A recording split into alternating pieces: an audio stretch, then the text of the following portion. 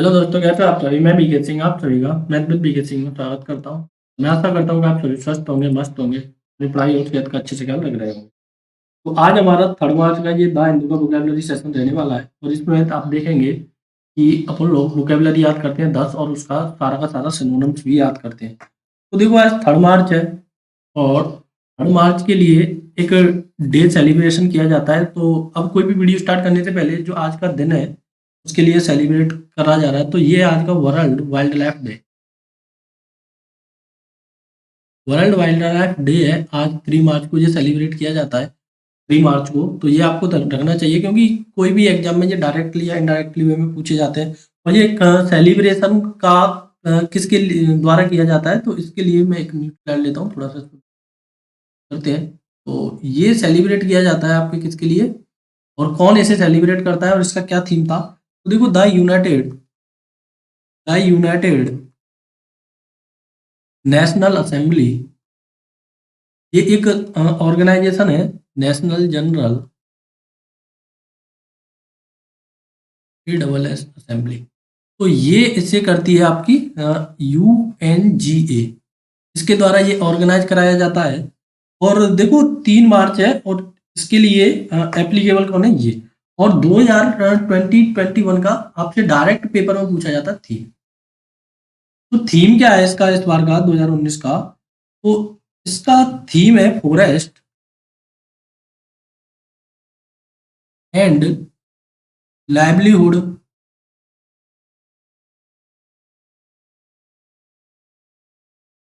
Sustainable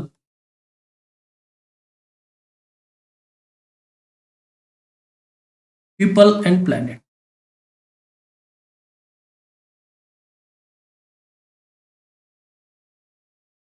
तो ये इसका थीम है इस साल का कि forest and livelihood sustainable people and planet. तो देखो, ये आपकी पेपर में डायरेक्ट थीम पूछ लिया जाता है। तो 3 मार्च आपको ध्यान रखना है और बिना किसी देरी के अब आते हैं अपने मुद्दे पर करते हैं।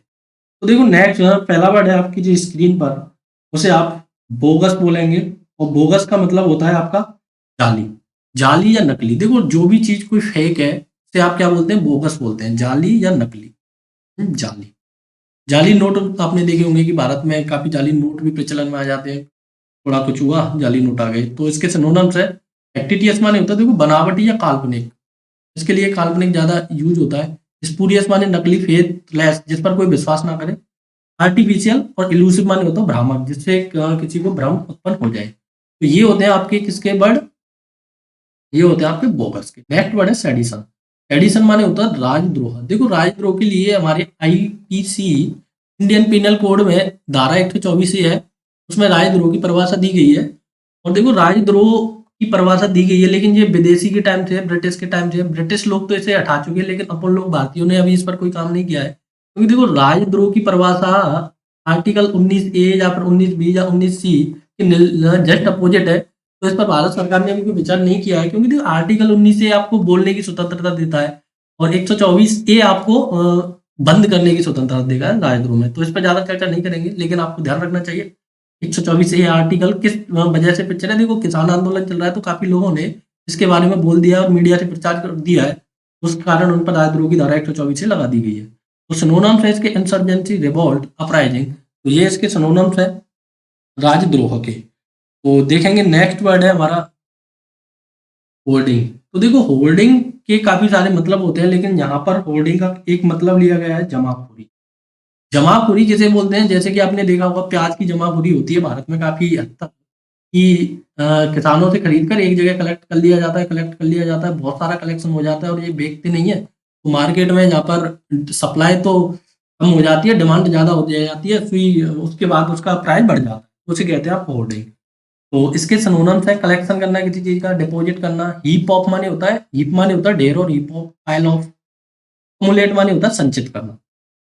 तो ये इसके काफी अच्छे सिनोनिम्स है। लेकिन आपने देखा होगा कि एक होर्डिंग का मतलब होता है विज्ञापन। तो ये भी इसका एक अच्छा मतलब है। ये इसका नेक्स्ट मीनिंग है विज्ञापन। तो ये आपको पता पड़ेगा कि आप किस जगह ले रहे हैं और किस जगह इसका यूज कर रहे हैं। तो जमाखोरी करना एक वर्ब है और विज्ञापन एक आपकी यहाँ पर नाउन का काम करेगी।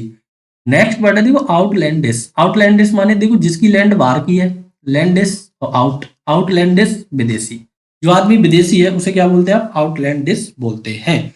तो आउटलैंडिश के देखो फॉरिजन, एक्जोटिक, एक्सटर्नल और स्ट्रेंज। स्ट्रेंज माने विचित्र, एक्जोटिक माने बाहर का, और आउटलैंडिश, और ये हो गया एक्सटर्नल, एक्जोटिक और फॉरिजन। तो ये हो जाएंगे इसके सिनोनिम्स। अब देखो नेक्स्ट है क्रीडेंस। क्रीडेंस माने होता है आपका विश्वास। देखो ये है विश्वास, क्रीडेंस। क्रीडेंस माने होता है किसी आदमी का किसी आदमी पर करना विश्वास।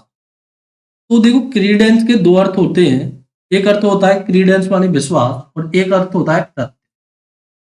प्रत्यय क्या होता है? प्रत्यय आपने हिंदी इंग्लिश में सफिक्स देखे होंगे, सफिक्स देखे हैं, इन्हें बोलते हैं आप प्रत्यय। भी है इसका मतलब, और एक मतलब है विश्वास। तो यहाँ पर विश्वास के सिनोनिम्स लिखे गए हैं, बिलीव, फेथ, एब्सेंस और एश्योरेंस। तो ये हो जाते हैं इसके सिनोनिम्स, और एक अलग है इसका ये प्रत्यय। तो ये आपके रेफरेंस देखना पड़ेगा किसके लिए आप इसे यूज करें। देखो नेक्स्ट वर्ड है ऑब्लिक्यू। हाँ, ऑब्लिक्यूली। ऑब्लिक्यूली एक काफी अच्छा वर्ड है, और देखेंगे आप उसके ऑब्लिक्यूली का मतलब होता है कोई चीज भी हो, वो देखो डायरेक्ट होती है कैसे, ये है हॉरिजेंटल। जब कोई चीज इस प्रकार से हो तो ये है तिरछी। तो ऑब्लिक्यू माने होता है जो भी चीज कोई तिरछा है, डायगोनली है, स्लैंट वाइज है। देखो स्लैंट हाइट आपने देखी होगी कौन में, देखो इस प्रकार का एक कौन बनता है, और आप इसे क्या बोलते हैं? स्लैंट हाइट बोलते हैं। स्लैंट एल से रिप्रेजेंट करते हैं आप इसे। तो ये है आपका मतलब ये देखो डायरेक्टली नहीं है, फिर से डायगोनली टाइप का है, और साइड वाइज देखो ये साइड से है, तो इस कारण इसे क्या बोलते हैं आप? ऑब्लिक्यूली बोलते हैं, डायगोनली, स्लैंट वाइज और साइड वेज। तो ये है इसके सिनोनिम्स। देखो अब नेक्स्ट है वाल्क्ड। वाल्क्ड माने होता है आपका ऐतराज। ऐतराज का मतलब होता है किसी चीज पर अगर आप ऑप्शन ले रहे हैं तो आप उसे क्या कर रहे हैं? वाल्क्ड कर रहे हैं, ऐतराज जता रहे हैं। ऐतराज का मतलब होता है किसी चीज पर रोक लगाना। ऐतराज का मतलब होता है किसी चीज पर रोक लगाना। स्टॉप, इनहेबिट, इनहेबिट माने रोक लगाना, इंट्रैप्ट, और ये इंट्रैप्ट और हैम्पर माने होता है किसी चीज को बाधित करना। तो देखेंगे कि ये सब बाल्कड के सिनोनिम्स है, और ये अब आते हैं हम नेक्स्ट वर्ड पर, रेजिम। देखो इसके सिनोनिम्स के कारण नहीं लिखे गए हैं। देखो REGIMS। हाँ, बिना एस वाले का मतलब होता है शासन। इसका मतलब है शासन, और इसका मतलब होता है आपका रेजिम का मतलब होता है, एक का मतलब होता है शासन, और इसका मतलब होता है एस वाले का परहेज। इसका मतलब होता है परहेज। तो जो चीज से आप क्या करें, किसी चीज को खाने से परहेज करें, मान लो आप बीमार हैं, उस टाइम पर आप परहेज करेंगे तो वो परहेज हो जाएगा। और रेजिम का मतलब होता है शासन। शासन का क्या करते हैं आप? ये सिस्टम ऑफ गवर्नमेंट, ये सिस्टम ऑफ गवर्नमेंट। तो जो गवर्नमेंट का सिस्टम है उसे आप बिना एस वाले में, और जो एस है उसका मतलब होता है परहेज। नेक्स्ट वर्ड है स्क्रूटैनी। देखो स्क्रूटैनी काफी फेमस वर्ड है, एसएससी में कई बार रिपीटेड वर्ड। स्क्रूटैनी माने होता है किसी चीज की छानबीन करना, जांच करना। तो review, screening, probe, analyse, research, go over. देखो गो ओवर का मतलब है अगर आपने गोबर हाथ में ले लिया छानबीन के लिए तो उसका गो ओवर कर रहे हैं आप। Inspection, scan. देखो आपने स्कैनर देखा होगा, तो वो आपके पेपर को स्कैन करके डालता है, मतलब छानबीन करके डालता है। इन्वेस्टिगेशन और ऑडिट। ऑडिट ऑफिसर का आपने जरूर नाम सुना होगा, तो वो ऑफिसर होते हैं, वो उसकी छानबीन करते हैं। तो ये हो जाते हैं इसके। अब देखो ये नेक्स्ट वर्ड आता है कल्पेबल। कल्पेबल माने होता है सदोष। जो दोषी है उसे बोलते हैं आप सदोष। जो दोषी है, इसका भी आईपीसी में काफी रिपीटेड वर्ड होता है आईपीसी में। इस सदोष का किसके लिए प्रयोग होता है? जो दोषी है। बैड है, विशेष माने होता है बुरा, क्रिमिनल है और गिल्टी है। तो ये सारे के सारे इसके सिनोनिम्स हैं। और आप देखेंगे कि हमने 10 वर्ड से लगभग आपके 50 से 60 वर्डों का रिवीजन हो जाता है इसी में, द हिंदू के पहले वाले पेज में। तो मैं आशा करता हूँ कि ये आपको जरूर पसंद आ रहा होगा। अगर ये पसंद आता है तो चैनल को सब्सक्राइब और वीडियो को शेयर करते रहिए। वीडियो देखने के लिए धन्यवाद। Thank you, take care, bye bye.